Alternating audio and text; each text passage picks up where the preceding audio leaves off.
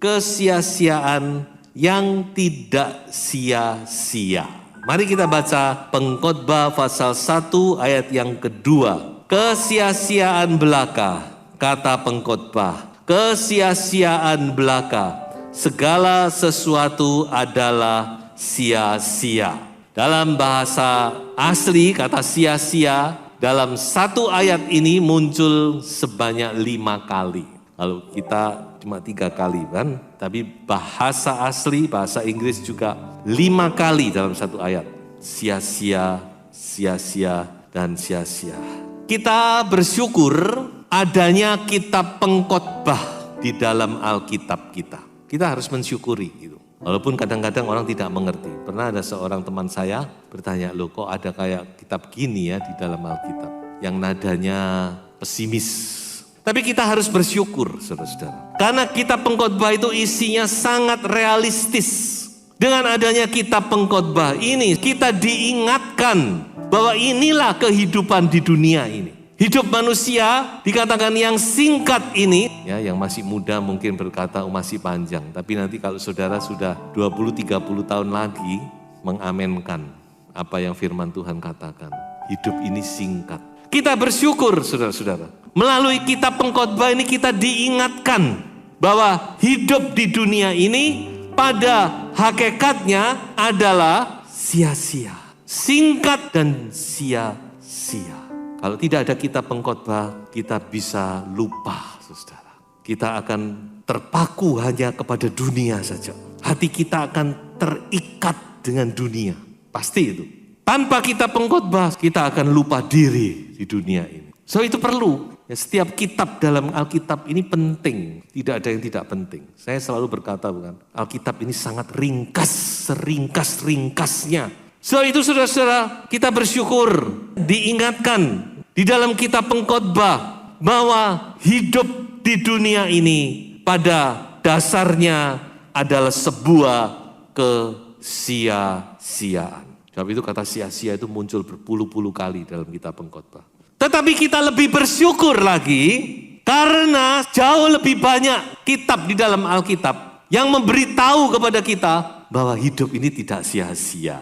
Amin. Jadi yang memberitahu kalau hidup sia-sia itu cuma satu kitab ini. Jauh lebih banyak kitab-kitab lain yang memberitahu kepada kita ternyata hidup yang singkat ini, yang sia-sia menurut pengkhotbah, kalau kita lewati dengan benar, kalau kita lewati dengan tepat, maka hidup ini tidak sia-sia. Sebab itu judul khotbah, kesia-siaan yang tidak sia-sia. Itulah hidup kita, saudara. Hidup kita ini sia-siaan. Nanti kita akan lihat lebih detail sedikit. Tapi di satu pihak, hidup kita juga tidak sia-sia. Khususnya kita orang percaya. Haleluya. Nah sekarang mari kita melihat lebih detail. Apa yang dikatakan oleh kitab pengkhotbah? Apa yang sia-sia itu menurut kitab pengkhotbah? Saya hanya pilihkan 3 saja yang paling umum. Di dalam kitab pengkhotbah banyak sekali, tetapi saya pilihkan 3 saja untuk mewakili semuanya. Yang pertama, pengkhotbah berkata bahwa pencapaian kita semua sia-sia. Saya bacakan pengkhotbah 2:11. Ketika aku meneliti segala pekerjaan yang telah dilakukan tanganku dan segala usaha yang telah kulakukan untuk itu dengan jerih payah, ya dengan berdarah-darah, lihatlah segala sesuatu adalah kesia-siaan dan usaha menjaring angin. Memang tidak ada keuntungan di bawah matahari. Jadi yang pertama kita melihat bahwa ternyata pencapaian kita adalah sebuah kesia-siaan. Memang kitab pengkhotbah ini kalau kita cuma lihat kitab pengkhotbah kita bisa pesimis saudara-saudara. Seolah-olah sepertinya membuat kita patah semangat bukan? Tapi bukan itu sebenarnya. Cuma kita pengkhotbah memberitahu kepada kita bahwa ketika manusia hanya mengejar pencapaian dalam hidupnya, mengejar karir, mengejar kesuksesan, mengejar segala sesuatu supaya dia bisa mencapai tangga yang teratas. Ketika dia sudah mencapai di situ, dia akan merasa kosongnya. Semua sia-sia, tidak bisa memuaskan. Bahkan pengkhotbah bilang seringkali pencapaian-pencapaian itu tidak bisa bertahan lama. Dan itu terjadi memang pada diri pengkhotbah, yaitu Salomo itu sendiri, bukan? Pada zamannya dia begitu luar biasa, begitu dia diagung-agungkan orang, begitu kaya dia, sehingga dikatakan dia punya perisai emas. Ada 200 perisai emas yang besar dan 300 perisai emas yang kecil, emas murni, perisai. Saking kayanya, mungkin dia nggak tahu lagi emasnya mau dibuat apa ya. Tetapi nggak usah tunggu satu generasi. Ketika digantikan sama anaknya, Rehabeam, perisai itu semua dirampas oleh Raja Mesir. Belum satu generasi, Rehabeam kehilangan perisai emas dan dia ganti dengan perisai tembaga. Ironis ya saudara. Kalau Salomo masih hidup, maka dia pasti akan sedih sekali. Inilah yang dikatakan oleh Salomo bahwa pencapaian kita yang kita usahakan dengan jerih lelah, dengan berdarah-darah, itu juga sebuah kesia-siaan. Yang kedua, harta kekayaan. Pengkhotbah 5 ayat 9. Siapa mencintai uang, tidak akan puas dengan uang. Dan siapa mencintai kekayaan, tidak akan puas dengan penghasilannya. Ini pun sia-sia. Jadi salah kalau ada orang berpikir harta kekayaan itu bisa memuaskan hidupnya. Ya, tidak bisa. Ini yang nulis raja yang paling kaya di zamannya, dan mungkin juga di zaman kita kalau dia masih hidup. Dia katakan semua itu sia-sia. Aku menumpuk harta kekayaan. Tapi semua itu pada akhirnya adalah sia-sia. Dan tidak bisa memuaskan. Ya ini anehnya harta itu begitu saudara. Harta kekayaan itu tidak bisa membuat orang puas. Tidak bisa orang akan berkata cukup sampai di sini saya sudah puas. Sudah saya tidak mau lagi. Tidak pernah. Dulu kita berpikir kalau kita punya sejumlah uang sekian kita sudah puas. Tapi ketika kita sudah punya itu, kita nggak pernah merasa cukup. Selalu merasa kurang. Itu manusia. Selalu kurang. Selalu tidak puas. Selalu ingin terus. Dan yang lebih menyedihkan lagi dikatakan oleh Salomo. Masih di pasal yang sama. Nanti sudah bisa baca pasal 5. Bahwa harta kekayaan tidak bisa dibawa mati. Tidak bisa buat sangu di akhirat. Tidak bisa. Dengan harta kekayaan lalu kita bisa nyogok malaikat mungkin ya. Tidak bisa. Tidak bisa dibawa mati. Dipendem sama-sama bisa tapi tidak ada gunanya. Kan? Dan Salomo lebih lagi berkata, kalau sudah membaca di pasal 5 ini, dia berkata bahkan ada orang yang karena kekayaannya malah celaka. Dan itu banyak terjadi saudara-saudara. Makanya saudara-saudara, Amsal berkata menasehatkan kita jangan kita memewahkan pintu rumah kita katanya. Biasa-biasa aja supaya kita terhindar dari kesulitan-kesulitan. Jadi kita harus menyadari bahwa harta kekayaan pun tidak bisa memuaskan kita. Dan yang ketiga, yaitu kenikmatan-kenikmatan, pleasure. Karena banyak orang hidup untuk mencari kenikmatan dunia, untuk memuaskan dirinya dengan kenikmatan-kenikmatan dunia. Dan apa yang dikatakan oleh Salomo? Segala sesuatu menjemukan sehingga tak terkatakan oleh manusia. Mata tidak kenyang melihat, telinga tidak puas mendengar. Apa yang pernah ada akan ada lagi, dan apa yang pernah dibuat akan dibuat lagi. Tak ada sesuatu yang baru di bawah matahari. Banyak orang sekarang suka mengejar yang baru-baru ya saudara. Wah ini baru kita coba. Kesenangan, kenikmatan pada akhirnya dikatakan menjemukan, membosankan, tidak bisa memuaskan. Ternyata begini saja. Tidak ada yang baru, cuma berputar-putar saja. Sehingga pada akhirnya apa yang Salomo simpulkan. Dia memberikan kesimpulan demikian. Oleh sebab itu aku membenci hidup. Karena aku menganggap menyusahkan apa yang dilakukan di bawah matahari. Sebab segala sesuatu adalah kesia-siaan dan usaha menjaring angin. Ada orang berkata hidup itu seperti komedi putar, karusel. Putar-putar aja. Saudara yang pernah naik komedi putar. Anak kecil biasanya suka kuda-kudaan. Ya, wah, putar kayak ketemu lagi. Cuma putar-putar saja di situ. Tanpa tujuan yang pasti. Itulah kesia-siaan hidup. Dari sisi negatif. Tapi itulah realita hidup. Makanya saya tadi katakan bahwa kitab Pengkhotbah ini kitab yang paling realistis. Dia mengatakan, dia menggambarkan hidup seperti apa adanya. Itulah kehidupan di dunia, saudara-saudara. Dari satu sisi tentunya. Tapi kita bersyukur kepada Tuhan. Masih ada sisi lain, haleluya. Masih ada sisi lain, amin.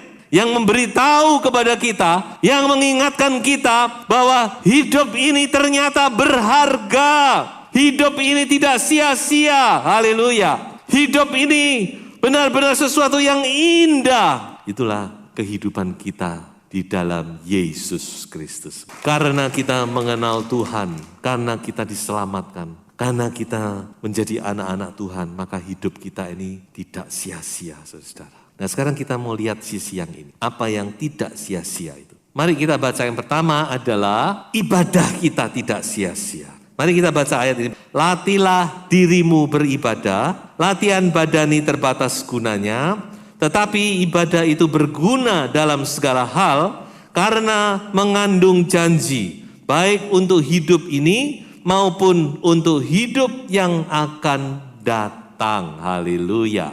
Jadi kita melihat di sini bahwa karena kita punya Kristus, karena kita orang yang diselamatkan oleh Tuhan, maka dikatakan ibadah kita itu tidak sia-sia. Saudara datang beribadah, saudara hidup beribadah, itu tidak sia-sia. Mungkin di satu pihak sepertinya kita ini membuang waktu, bukan? Tapi saya yakin kita tidak akan merasa demikian. Justru banyak dari kita akan merasa ibadah itu sebuah kenikmatan. Amin. Tapi mungkin ada di antara anak Tuhan yang masih merasa demikian. Ngapain sih waktu saya dibuang untuk datang beribadah? Enak, kita sudah beribadah dari rumah saja. Kalau memang punya alasan yang tepat nggak apa-apa. Tapi jangan sampai itu menjadi kebiasaan. Kita menggampangkan. Bagaimanapun juga harus kita akui, kalau saudara mau jujur, ibadah di gereja dengan di rumah itu berbeda, betul? Berbeda saudara-saudara. Perlu kita mendisiplin diri kita. Makanya tadi dikatakan, latihlah dirimu. Exercise dibandingkan seperti orang olahraga. Kalau saudara mau kurus, ini cuma sekedar intermezzo ya. Saudara tidak bisa tanpa saudara membayar harga, itu nggak bisa. Kalau saudara mau tubuh Anda mau fit, saudara mau sehat, saudara mau kurus, siapapun Anda, walaupun Anda orang kaya, orang sedengan, siapapun kita tetap harus bayar harga itu, harus olahraga. Tidak bisa saudara, orang lain yang olahraga biar kita jadi kurus, tidak bisa saudara. Kalau saudara minta bantuan, membersihkan ini, membersihkan itu, orang lain bisa. Tapi kalau kita sendiri mau sehat, ya kita yang harus bayar harga. Train your body. Latih dirimu. Beribadah itu perlu latihan, perlu disiplin diri. Memang saudara-saudara, salah satu yang membuat orang jadi lemah ini, ya inilah. Memang di satu pihak ada streaming dan sebagainya ini, ya kita bersyukur, kita dimudahkan dan juga melalui hal-hal ini, Injil juga banyak dikenal. Kan? Orang mau lihat, mau dengar khotbah dan sebagainya sekarang bisa lewat YouTube. Tapi di satu pihak kadang-kadang ini juga membuat anak Tuhan menjadi malas-malasan. Enak di rumah, wis enak. Sepakai piyama, kebaktian gak apa-apa. Gak bisa. Saya tadi sudah beri analogi bukan? Kita yang harus melatih diri kita. Firman Tuhan berkata jangan menjauhkan diri. Justru hari-hari terakhir ini saudara-saudara. Kita tidak boleh lengah, tidak boleh lemah. Harus semakin giat malahan menjelang hari Tuhan yang mendekat. Rupanya Tuhan sudah tahu apa yang akan dialami oleh gerejanya. Sampai ada ayat ini bukan? Menjelang hari Tuhan yang semakin dekat ini kita harus semakin giat, semakin bersemangat. Mari saudara ya, ini mengingatkan kita semua. Yang kedua, pelayanan kita tidak sia-sia. 1 Korintus 15 ayat 58. Karena itu saudara-saudaraku yang kekasih, berdirilah teguh, jangan goyah. Dan giatlah selalu dalam pekerjaan Tuhan. Sebab kamu tahu bahwa dalam persekutuan dengan Tuhan, jerih payahmu tidak sia-sia. Haleluya. Di dalam Tuhan, segala yang kita lakukan itu tidak pernah tidak berarti. Tidak pernah. Bahkan Tuhan Yesus ngomong, kita memberi secangkir air dingin saja, engkau tidak akan kehilangan upahmu. Secangkir air dingin itu apa sih? Cuma ngasih minum. Tuhan bilang engkau tidak akan kehilangan upahmu. Apalagi kalau kita sungguh-sungguh melayani Tuhan. Dengan hati yang sukacita, dengan hati yang penuh tanggung jawab. Kita dengan hati yang rela melayani Tuhan. Waduh, saudara-saudara. Saudara, saya berani jamin di dalam nama Yesus, Tuhan akan memberi upah kepada saudara. Saat Anda membutuhkan itu, nanti Tuhan, mungkin Tuhan tidak memberi sekarang, Tuhan simpan itu. Sampai satu saat engkau butuh, Tuhan kasih, ini loh upahmu. Saya pernah alami itu. Saya melakukan sesuatu yang saya pikir itu tanggung jawab saya. Saya tidak berharap apa-apa, tidak pernah berpikir apa-apa. Tapi satu saat ketika saya membutuhkan, tiba-tiba ada seseorang datang. Dia memberi saya sejumlah uang. Dia berkata, Bapak, ini berkat bagi Bapak yang selama ini Bapak lakukan hal ini. Memang saya waktu itu membutuhkan. Saudara-saudara, percayalah. Tentu saya tidak berbicara masalah uang ya. Saya tidak berbicara. Saya ini cuma perumpamaan supaya contoh yang saya alami sendiri. Berkat itu tidak harus selalu berupa uang tentunya ya. Tuhan bisa membuka banyak sumber pertolongan dan sebagainya, fasilitas ini, itu, promosi dan sebagainya. Makanya ayo kita melayani itu dengan sungguh-sungguh. Saudara sudah terlibat dalam pelayanan, layani dengan sukacita, dengan sungguh-sungguh. Karena engkau tidak akan kehilangan upahmu. Ada satu ayat, Ibrani 6 ayat 10. Ini ayat yang salah satu menjadi pegangan saya. Ayat yang Tuhan berikan pada saat saya mengalami krisis dalam pelayanan. Dan Tuhan berbicara kepada saya melalui ayat ini. Bahwa Allah tidak lupa pekerjaanmu. Dan Tuhan buktikan. Saudara percayalah, manusia saja tidak akan lupa kalau saudara berbuat kebaikan. Apalagi kalau saudara kepada Tuhan. Tuhan itu tidak akan lupa. Ada ayat lain berkata Tuhan tidak pernah berhutang. Dia akan bayar lunas beserta dengan bunganya. Tuhan tidak pernah berhutang. Dan ada ayat lain berkata kita memiutangi Tuhan. Jadi saudara mari kita sungguh-sungguh melayani Tuhan. Baik, saya masuk kepada yang ketiga. Yang ketiga ini yang paling ekstrim yaitu penderitaan kita pun tidak sia-sia. 2 Korintus 4 ayat 17, sebab penderitaan ringan yang sekarang ini mengerjakan bagi kami kemuliaan kekal yang melebihi segala-galanya, jauh lebih besar daripada penderitaan kami. Tentu kita tidak ingin saya mengalami ini, saya juga tidak ingin. Ya, saya juga tidak ingin juga jemaat ada yang mengalami. Tapi kadang Tuhan izinkan.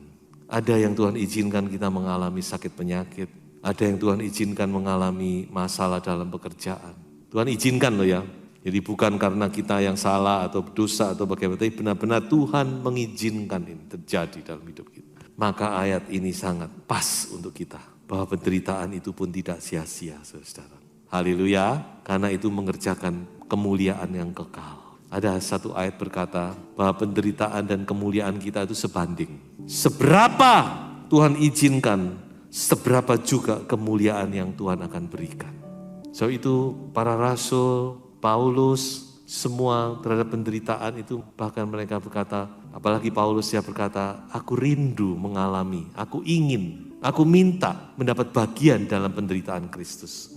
Supaya aku bisa mendapat bagian dalam kemuliaan Kristus. Sudah tidak usah takut, Tuhan tahu kekuatan kita, amin. Tuhan tahu kemampuan kita. Kalau seandainya kita diizinkan oleh Tuhan, kita tahu bahwa itu tidak sia-sia. Amin. Ada kemuliaan yang akan mengikuti kita. Haleluya. So itu mari kita lebih bersemangat mengikut Tuhan, sungguh-sungguh kepada Tuhan, tetap bersukacita, tetap maju, karena hidup ini ternyata tidak sia-sia. Sebagai kesimpulan daripada khotbah ini, tanpa Kristus hidup itu adalah nol besar. Silakan Anda mau tambah, apapun bisa tambah. Nol apa? Silakan tambah terus.